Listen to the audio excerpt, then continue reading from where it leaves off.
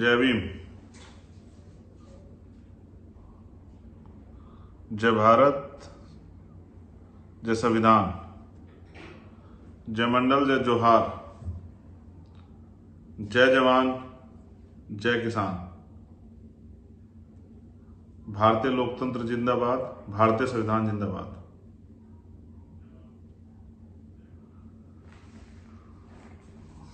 आज का ये विशेष लाइव जिसका उद्देश्य है 11 सितंबर को होने वाली रैली, एक आंदोलन जिसको हम लोगों ने तय किया है कि हमें यह आंदोलन अपने लोगों के हितों के लिए करना है, उनकी रक्षा के लिए करना है, उनको सही रास्ता दिखाने के लिए करना है। और पिछले महीने हम लोगों ने इसकी घोषणा की थी। अपनी बात को शुरू करते हुए बहुजन समाज में जन्मे और सभी धर्मों में जन्मे सभी संतों, गुरुओं और महान पुरुषों को मैं नमन करता हूं। महामानव तथागत बुद्ध से लेकर संत श्रोमणी सतगुरु रविदास जी महाराज, भगवान वाल्मीकि महाराज, गुरु नानक देव, संत कबीर, गुरु नामदेव, संत गाडगे जी महाराज, नारायण गुरु, राष्ट्रपिता ज्योतिबा फूले, छत्रपति साहू जी महाराज, डॉक्टर बाबा साहब अम्बेडकर, सर छोटू राम, महामना राम सुवर्मा, चौधरी चरण सिंह, जननायक कपूरी ठाकुर, बाबू जगदेव प्रसाद कुशवाहा, बाबू शिवदयाल चौरसिया, मान्यवर दीना भाना वाल्मीकि, मान्यवर संत राम बी ए प्रजापति और मान्यवर काशीराम साहब को नमन करते हुए मैं आज के अपने लाइव की शुरुआत करता हूं। और आप जानते हैं कि मैं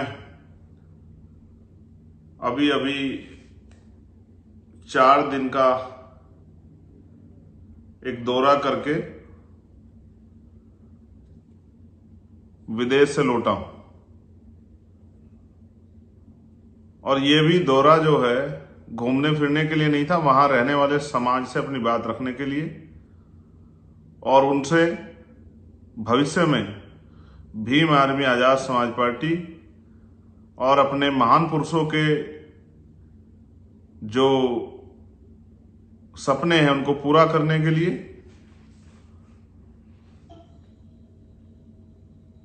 और जो आंदोलन हम लोग चला रहे हैं उस आंदोलन में योगदान देने के लिए मैंने अपने 4 दिन वहां व्यतीत किए। हजारों लोगों से मिला, अपनी बात को समझाया और वो लोग मुझे सुनते भी हैं। मैं बड़ा खुश हूं कि जब मैं वहां गया तो 99% लोग ऐसे हैं जो मेरी पार्लियामेंट के स्पीचों को सुनते हैं, जो मेरे लाइव को सुनते हैं और जो मुझसे बहुत प्यार करते हैं। वो आज भी मेरे लाइव को सुन रहे होंगे, बाद में सुनेंगे, चाहे वो ऑस्ट्रिया के हों, चाहे वो वियना के हों, चाहे वो इटली के हों, चाहे हमारे गुरु घर जितने भी थे जहां जहां वो मुझे मिले, चाहे बरगामो में मिले हों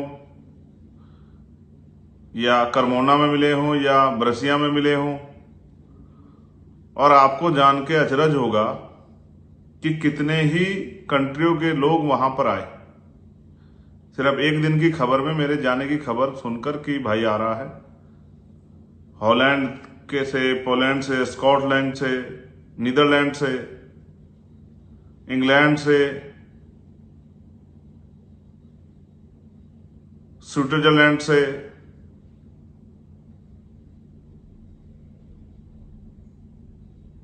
फ्रांस से, जर्मनी से, इतने लोग वहां पहुंचे। उन भाइयों से, माओ से, बहनों से बात करके मन में सुकून हुआ कि वहां रहने वाले लोग भी महापुरुषों के मिशन के बारे में उतना ही तकलीफ दर्द रखते हैं जितना यहां वाले रखते हैं। सम्मानित साथियों, 11 सितंबर का जो कार्यक्रम रखा था उससे पहले अचानक से मुझे जाना पड़ा। जिस प्यार के बारे में मैंने सोचा भी नहीं था, वो प्यार मुझे वहां पर मिला। मुझे जो सम्मान वहां पर मिला, मैं उसके लिए हमेशा ऋणी रहूंगा अपने भाइयों का। ग्लोबल रविदासिया फाउंडेशन और तमाम संगठन, हमारे गुरु घर की प्रबंधक कमेटियां, उन सब का। साथ साथ मैंने वहां से बहुत कुछ सीखा भी। जब मैं वहां गया, मैंने वहां के एजुकेशन सिस्टम को, हेल्थ सिस्टम को,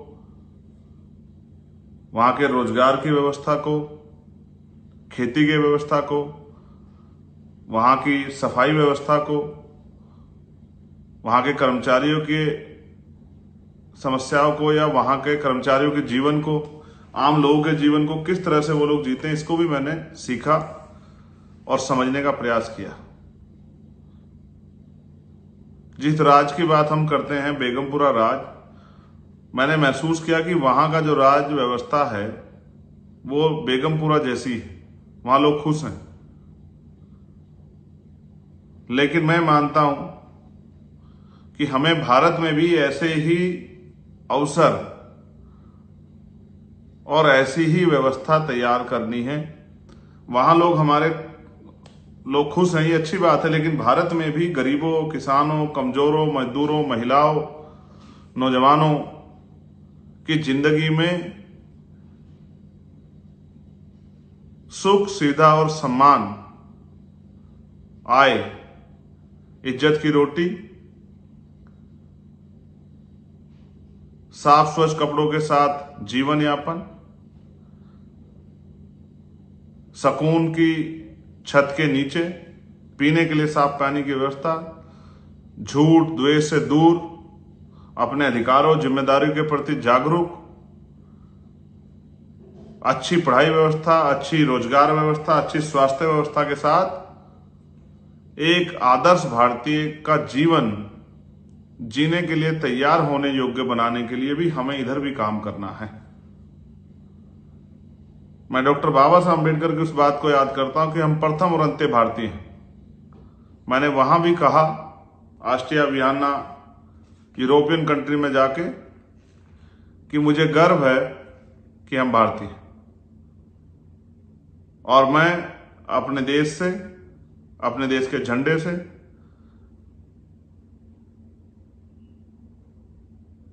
उतना प्यार करता हूं जितना एक बेटा अपनी मां से करता है।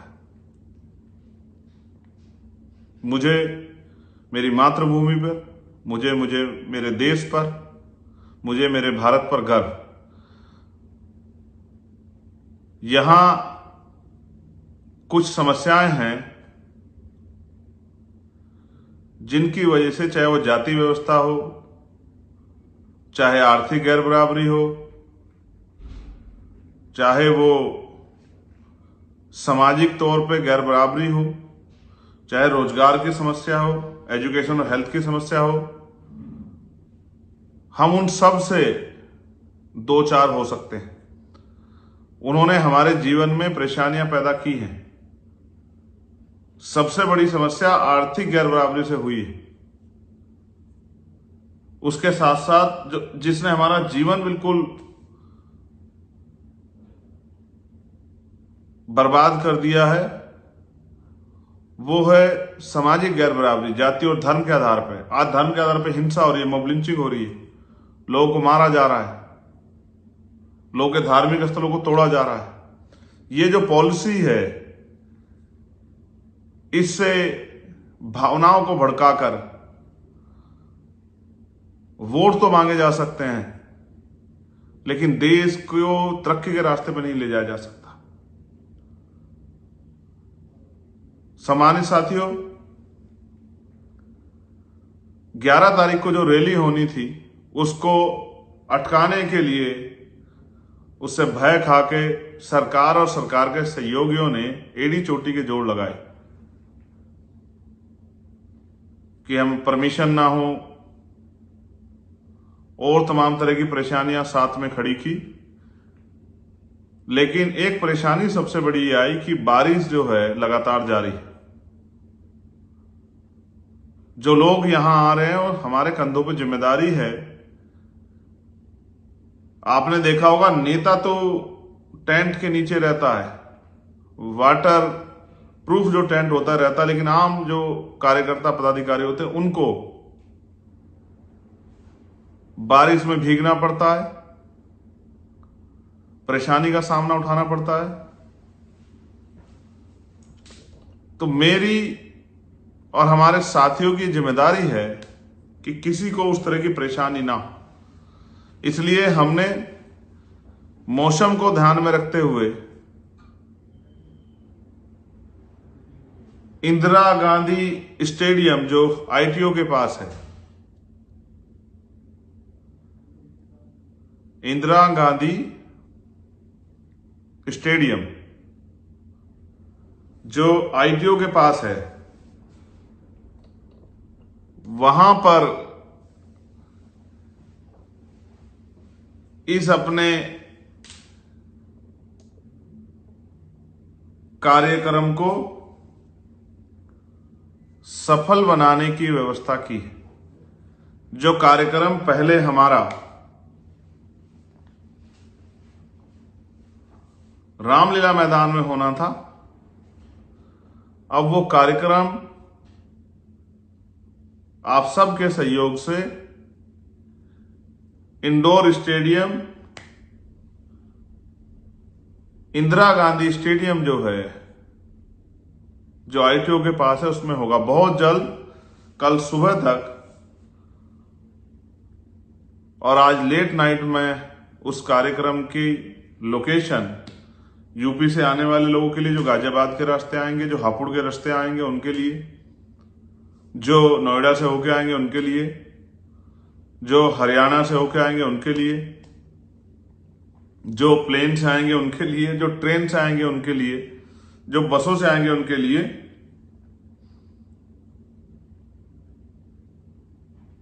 किस तरह के कौन से रास्ते से आप आसानी से आ सकते हो, उसका रोड मैप मैं कुछ ही देर में अभी जारी करवा दूंगा। और कल सुबह 11 बजे ट्विटर पर एक हैशटैग भी हम लोग चलाएंगे, 11 सितंबर इंदिरा गांधी स्टेडियम चलो।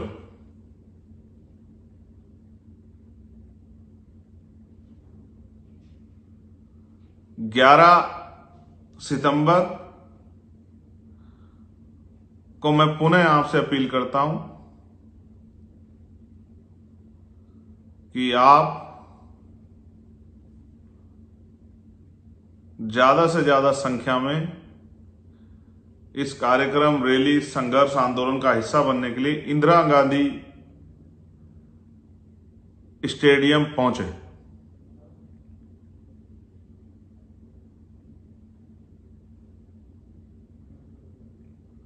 वहां पर अंदर और बाहर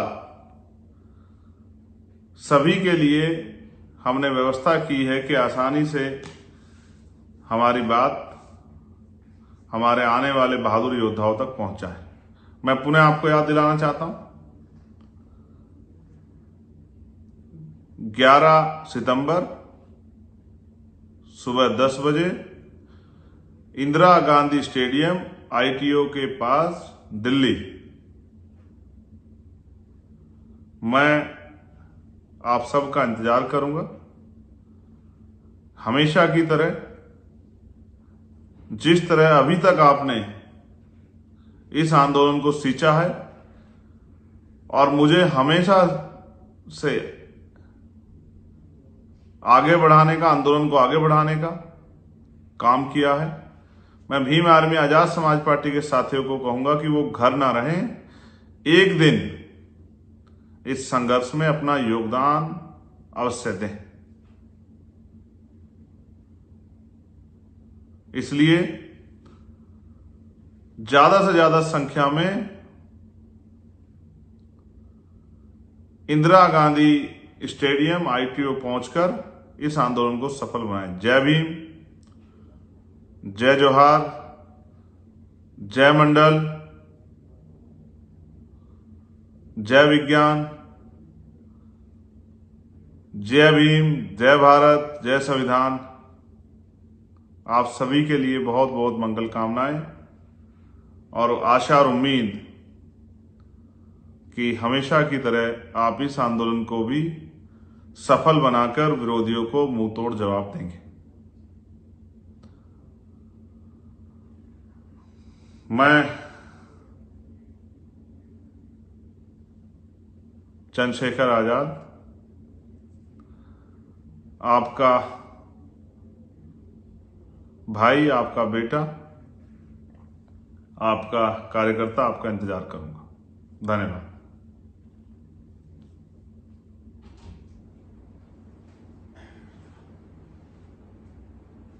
साथियों, जैसा कि आपको पता है, बी मिशन टीवी हमेशा ग्राउंड जीरो की रिपोर्ट आपके बीच रखता है।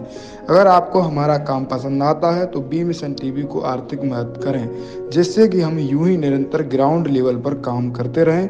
स्क्रीन पर दिख रहे QR कोड को स्कैन करें और अपने दान की राशि बी मिशन टीवी के खाते में भेजें। QR कोड के अलावा आप हमारी UPI ID BMissionTV@YBL पर भी मदद भेज सकते हैं।